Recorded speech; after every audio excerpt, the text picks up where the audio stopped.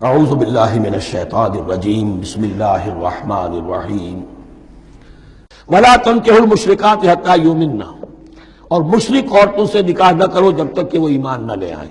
وَلَأَمَةٌ مُؤْمِنَةٌ خَيْرٌ مِّن مُشْرِكَةٍ وَلَوْ أَعْجَبَتْكُمْ، ایک مومنہ خواہ وہ لونڈی ہو وہ بہتر ہے ایک مشرکہ سے خواہ وہ آزاد عورت ہو، وَلَوْ أَعْجَبَتْكُمْ، اور مزید یہ کہ وہ تمہیں اچھی بھی لگتی ہو۔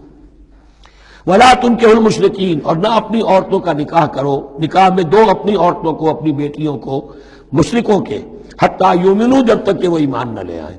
وَلَعَبْدٌ مُّؤْمِنٌ خَيْرٌ مِّن مُشْرِكٍ وَلَوْ أَعْجَبَكُمْ، مسلمان اگر غلام ہے تو وہ بھی بہتر سمجھو مشرک سے جو آزاد ہے اور وہ تمہیں پسند بھی ہے، مالدار بھی ہے یا اور بھی ہے، اس کے اندر دوسرے پہلو بھی ہیں۔ اولئک یدعون الی النار، دیکھو وہ جو ہے وہ پکار رہے ہیں، آگ کی طرف بلا رہے ہیں، تمہیں بھی لے جائیں گے، تمہاری اولاد کو بھی لے جائیں گے۔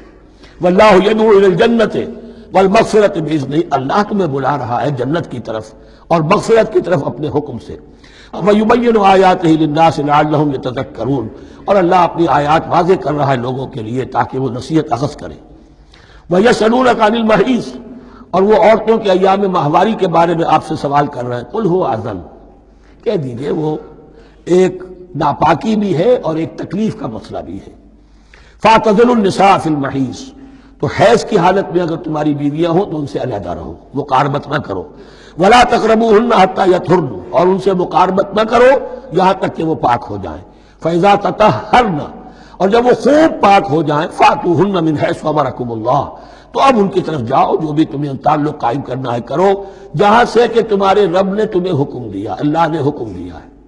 یہ اللہ کا حکم کیا ہے؟ یہ ہے امر طبیعی، ہر انسان جانتا ہے، ہر حیوان کو معلوم ہے، وہ طبیعی شے ہے۔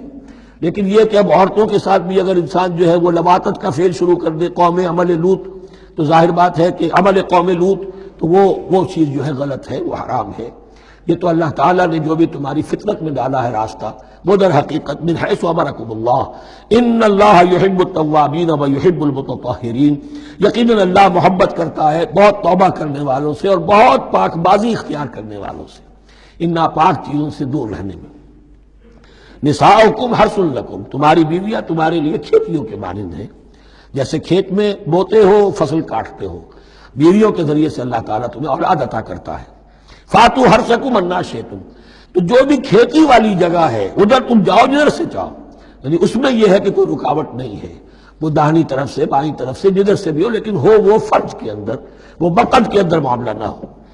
فاتو حرثکم انا شئتم وقدموا لانفسکم، اور اپنے آگے کے لیے سامان کرو، یعنی اپنی اولاد۔ انسان جو ہے بڑھاپے کے لیے اس کا ایسٹ بنتی ہے اس کی اولاد۔